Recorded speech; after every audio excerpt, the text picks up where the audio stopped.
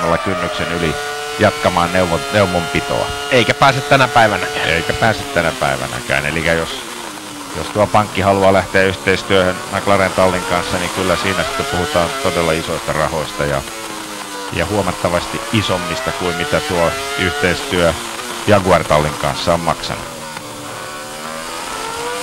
Barrichello, Michael Schumacher. Siinä on kärkikaksikko. Nyt alkaa olla niin kuin tutun näköistä luettavaa tuo listan kärkipää.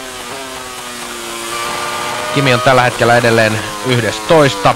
Ja nyt Michael Schumacherin kyydissä ollaan. Ja sinne hiukan yli 18 000 tuo varvikello pamahtaa. Ferrarissa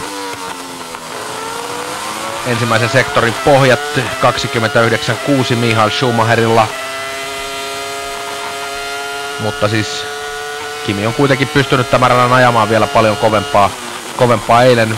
Kysymys tietysti siitä, että minkälaisilla polttoainekuormilla ollaan liikkeellä, mutta kyllä tässä kohtaa tietysti kun 27 minuuttia on enää aikaa tehdä jonkinlaisia ratkaisuja ja päätöksiä lähinnä tuon polttoainekuorman kanssa, niin kyllä sitä hommaa tässä varmaan hiotaan. Se on yksi asia mielenkiintoinen on ollut kyllä tämän kauden aikana havaita se, että jos ajatellaan ei niinkään tämä harjoitusjakso mielestäni on hyvin pitkälle tuollaista kisaviritysten hakemista ja siinä suhteessa